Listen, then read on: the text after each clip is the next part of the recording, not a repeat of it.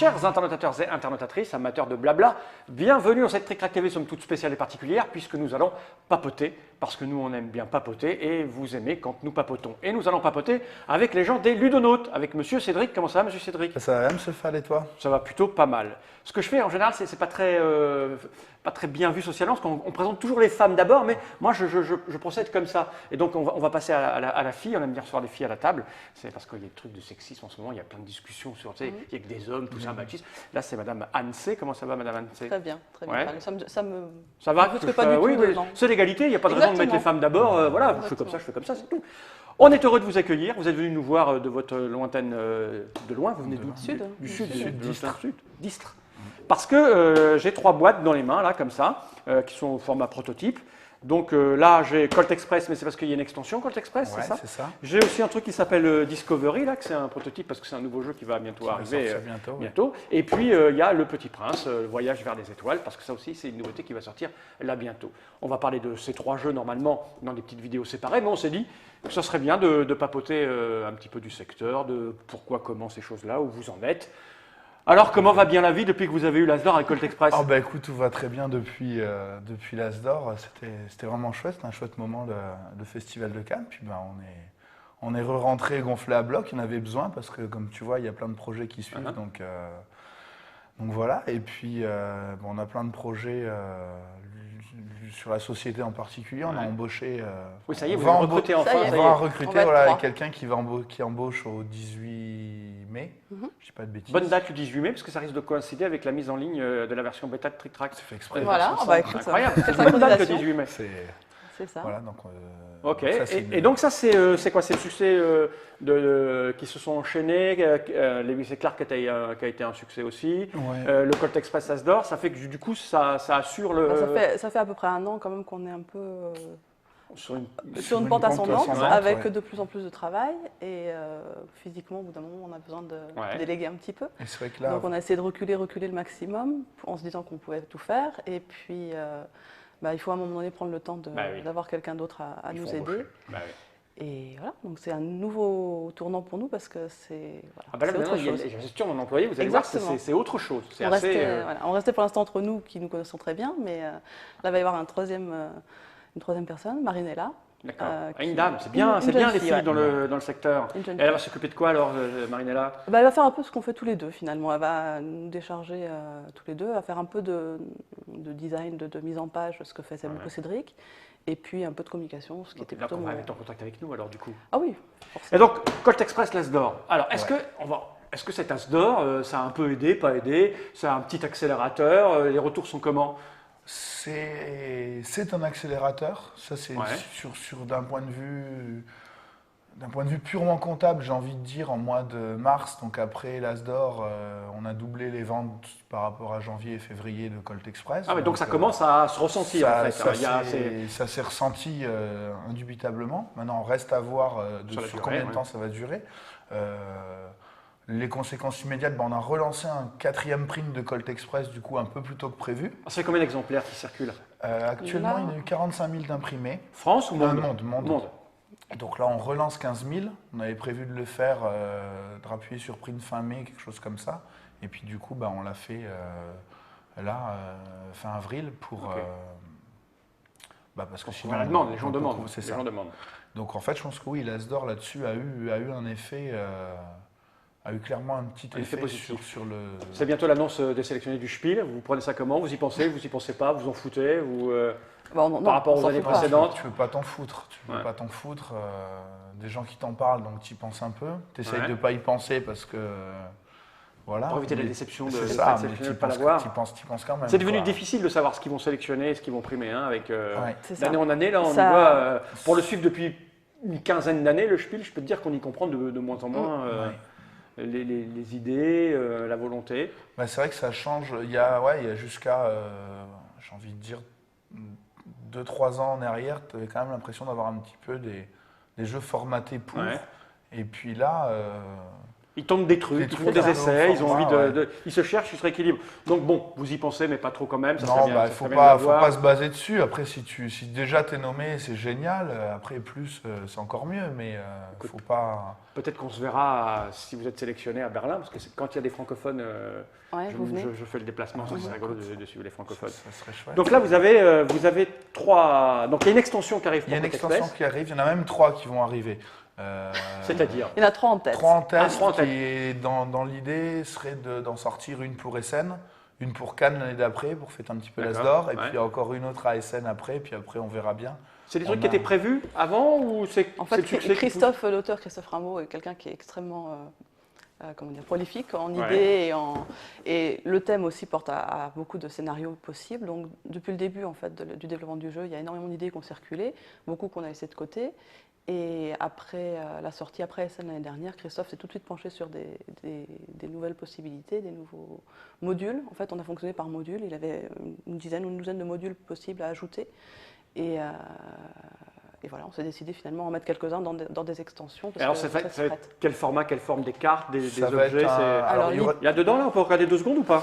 Ouais, non, ça ressemble à quoi? Ça ressemble à rien. On fera une vidéo spéciale, mais c'est quoi? En fait, l'idée, c'est que dans chaque extension, il y aura un nouvel élément 3D, puisque c'est quand même ce que le jeu... Voilà, ce sera la première, c'est ça. Enfin, voilà, c'est une diligence. C'est une diligence, voilà. J'ai pas réglé ma déportée, mais voilà. Alors, c'est vraiment du proto-proto. Et puis, il y a beaucoup de travail sur ce genre de choses, parce qu'il faut que ça se monte, il faut... que ça se démonte, que ça... Ça, c'est le travail de Cédric. Donc, l'idée de base, c'est un élément 3D dans chaque extension. Un petit élément meeple, en bois aussi. Donc là, dans la première, ce sera des chevaux. Bon, ça sont les chèvres d'offrande. Les connaisseurs, voilà. Il y aura des chevaux en bois et une nouvelle façon de jouer. Donc, dans la première extension, ça sera l'action cheval, l'action montée à cheval, et puis des petits butins supplémentaires. D'accord. Et ça coûtera autour de combien, un petit truc comme ça on a comme objectif 15 €. 15 € avec ce petit truc à monter, oui, vous allez en vendre des wagons.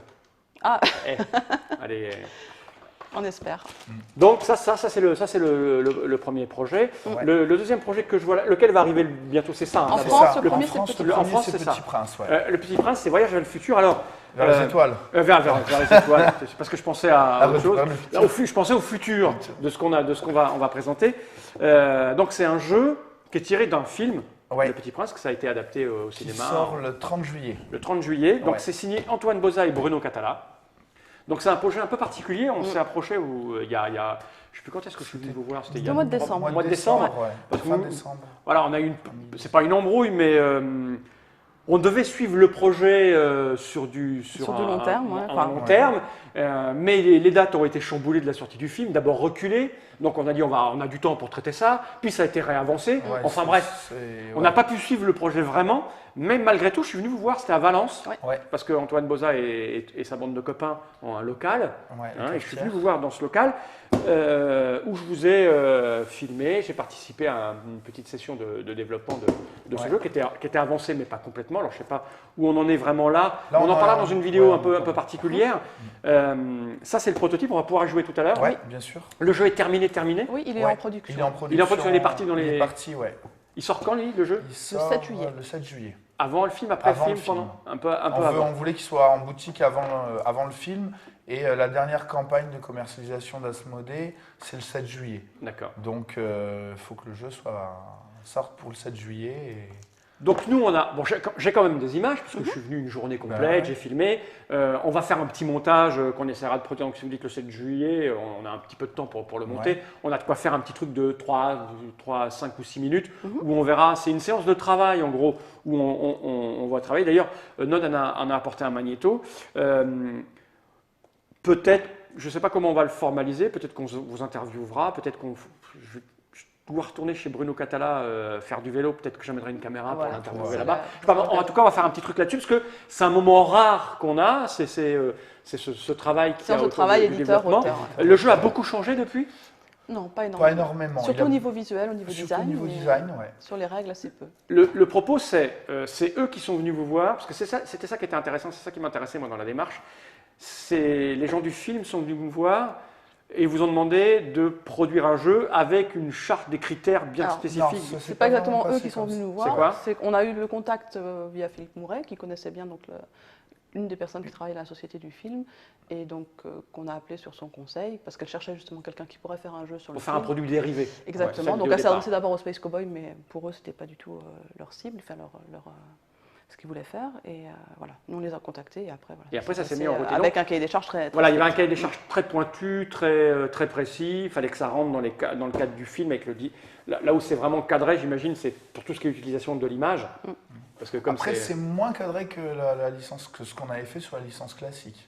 C'est-à-dire qu'on a eu plus de liberté par rapport à ce qu'on pouvait faire Petit Prince que vous aviez fait par avant, rapport au Petit Prince, parce que là c'est un film qui va sortir et le livre a 70 ans d'existence, donc il y avait plus de marge de manœuvre un petit peu là-dessus que sur ce qu'on avait eu sur le premier jeu qui était sur la licence classique. Et donc mécaniquement, ça n'a rien à voir avec l'autre. Absolument rien à voir. On fera une vidéo tout à l'heure, mais ça n'a rien à voir. Par contre, ce que je montrerai bien, parce que c'était assez intéressant, pour donner un avant-goût aux gens, Nod, on a préparé un petit magnéto, il va balancer un magnéto, on va voir une petite discussion. Alors les gens, vous n'allez rien comprendre de ce qui se dit, mais c'est pour vous donner un peu l'idée de ce qu'on voulait faire et ce qu'on va réussir quand même à faire au bout du compte. Donc Nod va envoyer le magnéto, on va voir, c'était après une partie, parce que j'ai joué avec vous au prototype, et après une partie, il y a une espèce de débriefing, et puis on avait vu que c'est un jeu, on va jouer des cartes avec des valeurs, et il y a une discussion entre Bruno Catala, Antoine Boza, et puis vous deux, sur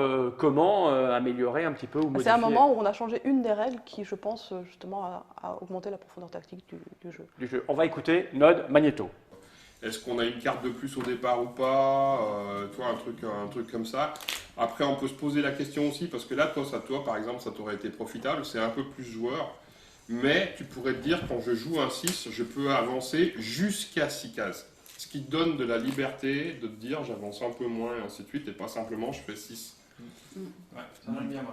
Et je pense que ça, parce qu'avant, si tu veux, dans le système précédent, avec les dés, tu avais quand même pas mal de cartes qui te permettaient de dire, je joue entre 3 et 6, donc tu choisissais si tu faisais 3, 4, 5 ou 6.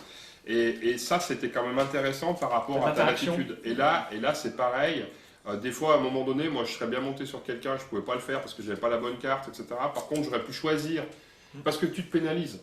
Tu choisis de faire une case de moins, si tu veux. La plupart des cas, tu as intérêt à avancer du max, mais de temps en temps, après, moi, je finis la partie avec 3-4 en main. Puis quand elle m'a monté dessus, qu'elle m'a filé un 2, j'étais content, quoi. Oui. Parce que tu avais moins. Parce que j'avais moins que. On peut. Non, mais ça, c'est plutôt chouette. Mais ça va rendre les choses plus faciles. Alors, vous l'avez vu, c'est du brut de décoffrage. C'est-à-dire que je suis venu avec 2 caméras, une pour faire des beaux zooms jolis et puis un truc pour filmer général. Donc c'est absolument pas monté, ça sera mieux monté que ça. Mais on voit un petit peu le propos, cet échange qu'il peut y avoir et comme quoi un jeu ça se règle à pas grand-chose. Tu peux résumer un petit peu la mécanique d'avant et là, 2 secondes. L'idée c'est que dans le jeu on avance en jouant une carte avec un chiffre dessus, c'est le nombre de cases sur lesquelles on avance. Et à ce moment-là du développement du jeu, si c'était une carte 4, on avançait de 4 cases. Et donc là, l'idée, c'était de se dire, mais est-ce que ça ne serait pas mieux de laisser aux joueurs la possibilité d'avancer de 1 à 4 cases, plutôt que juste de 4 cases. Et donc, sachant que c'est un jeu de parcours où il faut quand même aller le plus loin possible, donc jouer moins, c'est toujours un tout petit peu perdant quelque part, mais ça peut permettre à certains moments du jeu d'avoir un petit truc tactique un petit peu en plus.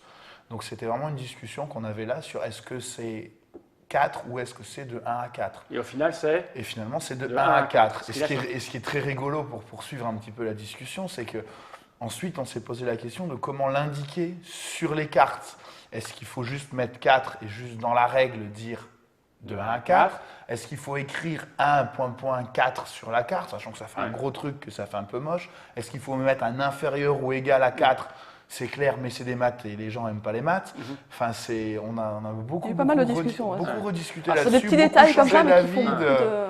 C'est assez intéressant dans le développement d'un jeu, donc de se dire qu'il faut trouver la mécanique qui correspond le mieux et qui soit aussi le plus facilement explicable à l'écrit et ergonomiquement sur les cartes. Donc ça c'est assez rigolo. D'ailleurs, c'est pour ça que peut-être qu'on fera j'aurais probablement besoin d'images supplémentaires parce que ça a été tourné il y a un moment, c'était décembre, je suis venu. Donc c'était il y a 4 mois à peu près, 4-5 mois. Ça a beaucoup changé. Voilà, ça a beaucoup changé. Et puis nous, il faut qu'on rementalise tout ça pour vous proposer un petit reportage qu'on sait que les internautatrices aiment bien Voir le dedans de la chose. Donc on reviendra là-dessus juste après. Donc ça reste quand même un jeu pour 2 à 6 joueurs. À partir de 6 ans, des parties de 20 minutes. L'objectif, c'était de faire un jeu familial le plus facile possible, le plus ouvert. On vise la cible, le même public que le film. Hein, donc, voilà. Mais sachant que, pour y avoir joué, et c'est un jeu signé Boza Catala, ça reste un vrai jeu. C'est ça le challenge, c'est de réussir à faire un produit dérivé, mais qui reste quand même un vrai produit, un vrai jeu qui va intéresser de jouer. Ouais. Exactement. Et alors là, après, on rentre dans du donc un petit peu plus lourd, on va dire. Voilà, Discovery, là, je reconnais la patte de Dutrey, ça ouais, tout à fait. C'est quoi? C'est la suite de Lewis et Clark, qui est marqué The Journal of Lewis et Clark, c'est quoi l'idée? En fait, c'est un autre aspect de l'expédition Lewis et Clark, parce que l'expédition Lewis et Clark, en fait, l'image qu'il y a, c'est la traversée du continent, on a fini le pays, on est les plus forts, on est arrivé à le traverser. Mais en fait, ils ne sont pas juste partis pour le fun, quoi. En fait, ça a été une formidable expédition scientifique où ils ont découvert plein de nouvelles espèces, ils ont pris contact avec plus d'une quarantaine, une cinquantaine de tribus indiennes. Ils ont fait énormément de cartographie. Quand ils sont revenus à Saint-Louis 3 ans plus tard, ils avaient des journaux qui étaient épais comme ça, qui est le journal de Clark, de Lewis. Et donc non, en fait, tout cet aspect-là, on n'avait pas du tout parlé dans le premier jeu. Et donc ce nouveau jeu-là, parce que c'est encore un nouveau jeu. Donc nouvelle mécanique qui n'a rien à voir. On est dans le même thème, on est dans les mêmes graphismes, mais même cible. Même cible. Un joueur un peu... Oui, c'est un poil plus léger, plus léger que Lewis, mais voilà, ça reste quand même un joueur qui avertit. Ouais. Et donc en fait, on a voulu s'intéresser à cet aspect-là. Et donc là, on reprend l'expédition plus dans sa globalité et où on joue les chefs d'expédition, Lewis, Clark, etc. Et on va faire l'aller-retour si on veut, et puis on va comparer les journaux, les cartes qu'on aura pu faire, les espèces qu'on aura pu découvrir, les tribus avec lesquelles on aura pactisé. C'est prévu pour quand ça? C'est prévu alors pour la Gen Con. Donc en août. Gen Con, 17 août pour la France. Et 17 août pour la France. D'accord. Donc la Gen Con, c'est 30 juillet, 30 juillet 31, 1er, quelque chose comme ça aux US. Okay. Donc on sera là-bas, on va aller aux US pour la sortie aux US, et puis ça arrive en France, voilà, juste après. Ouais. Comment ça se passe pour un éditeur pour choisir les dates de sortie? Parce que là maintenant, avant c'était souvent c'est pour Essen. Oui. Puis on a commencé à entendre c'est pour Essen, c'est pour Cannes, c'est pour Essen, c'est pour Gen Con. Oui. Donc maintenant il y a trois dates importantes qui sont pour les francophones en tout cas, parce que ça concerne souvent les francophones, c'est Cannes. C'est Cannes. Et il reste la Gen Con pour le continent nord-américain et Essen qui ne bougera pas. Comment vous faites, vous, pour choisir la date? Ça dépend des jeux. Par exemple, Discovery, ça nous semblait complètement évident de le sortir à la Gen Con, vu le succès que le premier jeu Lewis a eu aux US, et puis, vu le thème, vu un ensemble de choses. Pour nous, c'était la date où il fallait le sortir. Le jeu du Petit Prince, c'est en fonction du film, c'est autre chose. Et puis, pour Essen, comme tu dis, il y a une exposition qui est telle qu'on ne peut pas tellement venir sans rien. Donc voilà, on fait l'extension. Donc là, on fait une petite extension de Colt, puis on en refait une pour Cannes. Et puis sachant que voilà, nous de toute façon, là cette année c'est un peu exceptionnel le fait qu'on ait Petit Prince, Discoveries et l'extension. Oui, ça fait beaucoup. Vous étiez parti se faire un jeu par an, c'est ça? Oui, c'est ça, mais avec Discoveries de prévu à la base. Le jeu de l'année, c'était censé être Discoveries. L'extension de Colt Express, ça vient du succès du jeu. Si le jeu n'avait pas marché, on n'aurait pas fait d'extension. Donc vu le succès du jeu, vu l'ampleur que ça a pris, on s'est dit c'est bien maintenant de capitaliser sur ce succès-là et puis de continuer à en parler, de proposer d'autres choses. Donc si on veut sortir une extension, c'est bien de ne pas trop attendre. Tu ne vas pas attendre 3 ans avant de refaire une extension d'un jeu. Donc allez, prévoir un petit truc pour Essen, c'est bien. Puis c'est greffé le projet Petit Prince qui était, voilà, ça s'est décidé au mois de novembre, quoi. Donc en se disant, voilà, le jeu sort, c'est l'occasion, il faut essayer. Donc du coup, on a 3 trucs là où on doit avoir qu'un. Donc du coup, l'embauche. D'accord. Alors, il y a des gens, les abonnés sont connectés, on tourne dans les conditions du direct, je le rappelle régulièrement. Et donc là, on va voir si. Je vois qu'il y a Bruno qui est. Bruno des Montagnes, c'est Bruno Catala qui est en ligne. Il n'a pas pu venir cette fois. Il était un petit peu avec nous tout à l'heure. Voilà, il répond à des questions. Mais ça me motive pour me dire qu'il y a un appareil qui est sorti chez le fabricant qui fabrique notre appareil nous permettant de diffuser en direct. Ouais. Il y a un appareil qui est sorti qui permet de choper des gens sur Skype et les inclure comme s'ils étaient ici. C'est chouette. C'est chouette. Ça coûte 4 600 € hors taxe, donc il faut le calculer. Mais l'idée de me dire que Bruno n'a pas pu venir et on pourrait l'avoir là en incruste, ça pourrait être sympa. Parce que c'est un appareil qui donne de la bonne qualité. Je me dis que oui, il faut des Pouikos, mais on va étudier la question parce que ça pourrait être sympa d'inclure ce truc-là. On est en train de réfléchir avec le Node. Donc du coup, là où je veux en venir, c'est est-ce que les gens ont des questions à poser, des choses à dire Flavien, pour le coup, le thème et le désir de faire ce spin-off est à l'origine ou c'est encore une des mécaniques sur laquelle vous avez trouvé pertinent de mettre un thème déjà abordé? De quoi il parle, monsieur Flavien? De Discovery, je pense. Discovery, oui. Ouais. À l'histoire du jeu un peu particulière, c'est donc Cédric Chaboussi, l'auteur de Lewis, qui a à un moment donné travaillé avec des dés pour faire un jeu. En fait, et il a collé, il a collé dessus pour son prototype les petits autocollants du jeu Lewis et Clark. Et donc il a fait son prototype comme ça, et sans forcément un thème particulier au départ. Il fallait juste collecter des ressources, et quand il nous l'a montré, voilà, c'était évident que ça pouvait coller dans cette histoire-là. Ça collait vraiment bien. D'accord. Et d'ailleurs, ce qui est rigolo, c'est que le jeu, on l'a signé à la Gen Con de l'année dernière, et il nous l'a montré, on a trouvé ça vraiment, enfin il nous en avait un peu parlé sur Skype avant, mais là on l'a signé à ce moment-là. Et il y a un moment donné où on s'est reposé la question de se dire, ça colle bien avec le thème, mais enfin, c'est un vrai jeu différent, complètement différent. Est-ce c'est pertinent de refaire un jeu dans l'univers de Lewis et Clark? Tu prends le risque que les gens se disent l'extension, on a besoin du premier, moi je ne l'ai pas, il faut que je l'achète. Ouais, tu prends. C'est ça, il faut que nous on soit suffisamment clair pour dire que c'est un autre jeu, c'est complètement différent. Et puis ça collait tellement bien avec l'histoire qui était racontée dans le jeu que, il n'y avait pas vraiment de raison d'aller chercher autre chose. Et voilà, donc c'est aussi un petit peu un pari de se dire, allez, on va refaire un jeu sur le même univers, un autre aspect, et décliné comme une espèce de licence, une mini-licence, quoi. Alors, est-ce qu'il y a d'autres questions? Le mec, il me demande combien c'est en Pouikos, 4600. Tu sais, il ne faut pas parler, faut pas dire. C'est beaucoup, multiplié par 200. Un Pouikos, 200 Pouikos, ça fait 1 €, donc ça fait beaucoup. Le thème est important, c'est mieux s'il n'est pas plaqué. Oui, en fait, moi, j'ai tendance à dire que, en tout cas, en tant que joueur, moi, ce qui m'aide, c'est quand le thème aide à la logique des actions que tu as à faire. Voilà. C'est-à-dire que c'est évident qu'à un moment donné, il va falloir nourrir machin, qu'il va falloir faire ci, faire ça. Donc le thème, moi, je m'en fous complètement, si ce n'est que j'ai besoin qu'il explique les choses. Qu'il explique ce que j'ai à faire. Voilà. Il est là pour ça. Enfin, pour moi, je vois c'est peut-être un peu ma formation de physicien qui veut faire des modèles, mais pour moi, un bon jeu, c'est un jeu qui va modéliser d'une certaine façon une situation réelle, une histoire réelle. Et donc, il faut que tout s'enchaîne, qui modélise au mieux l'histoire réelle pour arriver à comprendre les actions. Tu t'en rends compte, en fait. Enfin, moi, je m'en rends compte quand j'explique les jeux.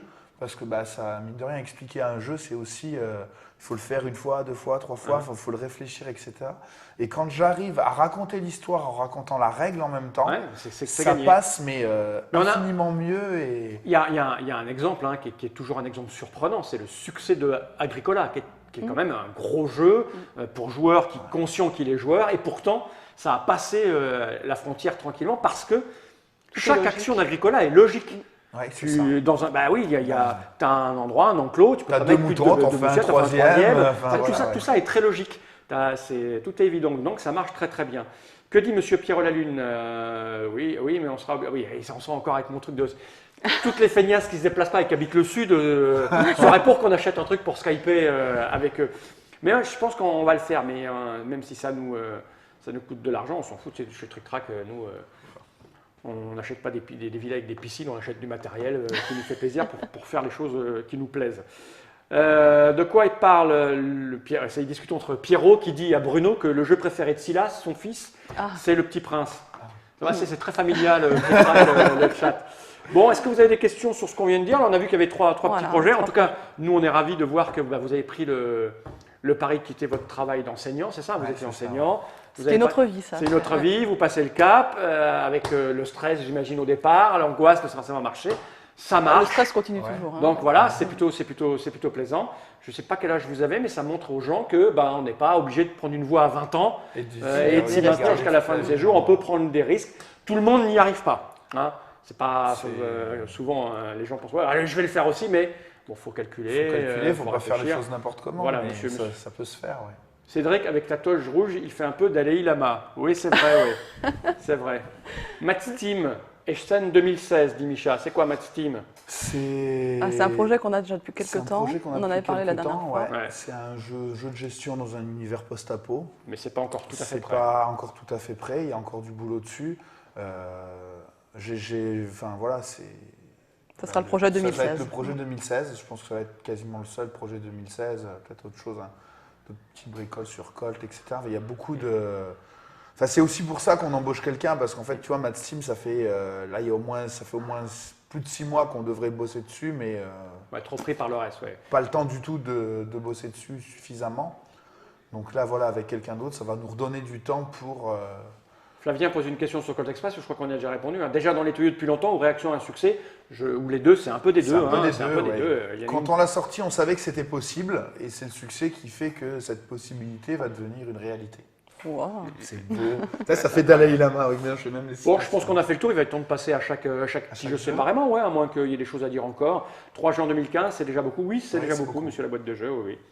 Making-of de Matsteam. On ne peut pas être sur tous les making-of, parce que d'abord, faire un making-of, ça prend du temps et ça coûte de l'argent parce qu'il faut se déplacer. Il faut, voilà, on peut pas le faire sur tous les jeux, et à chaque fois, là, moi j'avais foncé parce qu'avoir dans la même pièce Boza Catala en train de papoter, et c'est plutôt sympathique. Voilà, c'est plutôt sympa, ça ne se loupe pas, on va dire. Hein. Bravo pour ce succès, dit Monsieur Batman. Ben oui, Monsieur Jumanji Shop, pour les auteurs étrangers, oui, il me reparle du boîtier Skype. Évidemment que c'est une réflexion par rapport aux gens qui sont très loin d'ici en anglais. Ouais. C'est un peu ça l'idée. Ok. On va vous laisser, puis par lequel on va commencer? Vous voulez commencer par quoi? Je sais pas, peut-être qu'on peut faire. Discovery, peut-être. Qu'on peut faire Discovery en premier, comme ça, après on ira manger. Oui, après voilà. Notre vie elle est simple. Hein.